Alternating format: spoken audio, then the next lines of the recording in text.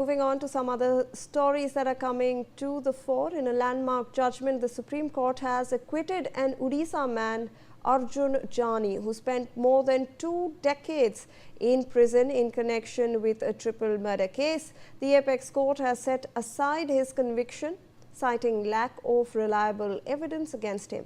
The top court has set aside his conviction, bringing an end to a legal battle that spanned more than 2 decades. The ruling is being seen as a significant judicial intervention in a case of wrongful conviction. Let me go across to my colleague Akshay Maharana, who has joined us live on this broadcast now. Akshay, ये एक बहुत ही बड़ी win है, एक तो अर्जुन जानी के लिए भी, बट जुडिशरी के लिए भी।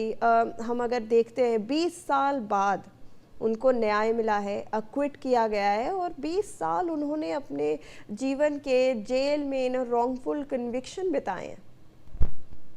देखिए, लगभग 22 साल जब एक व्यक्ति ने बिना गुनाह किए बिताए हैं, तो कहीं ना कहीं एक बड़ी बात है।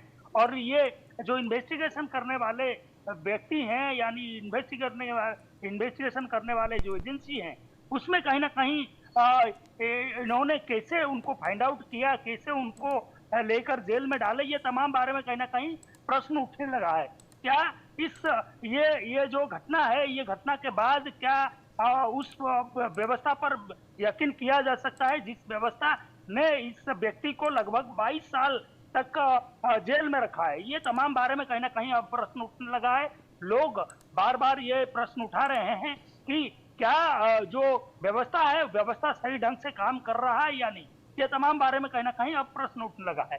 लेकिन एक व्यक्ति को 22 साल तक जेल में रखना, ये कहीं ना कहीं एक बड़ी बात है, क्योंकि जब उनकी गुनाह आज नहीं है, अब कोर्ट ने माना कि उनकी गुनाह नहीं है, तो क्या पुलिस जब तहकीकात कर रही थी, पुलिस जब छानबीन कर रही थी, तब क्या कुछ सुराग पाया था, क्या कुछ उनके खिलाफ एविडेंस पाए थे? ये तमाम कहीं ना कहीं एक प्रश्न चिन्ह है।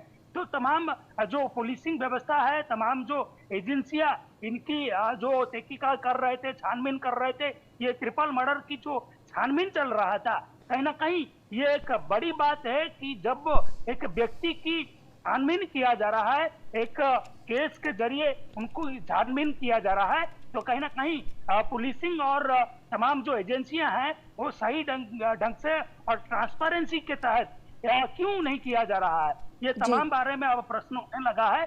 लेकिन लोग ये भी प्रश्न उठा रहे हैं, क्या हमारे लिए जो व्यवस्था किया जा रहा है, हमारे लिए जो व्यवस्था है, वो व्यवस्था सही ढंग से काम कर रहा है कि नहीं?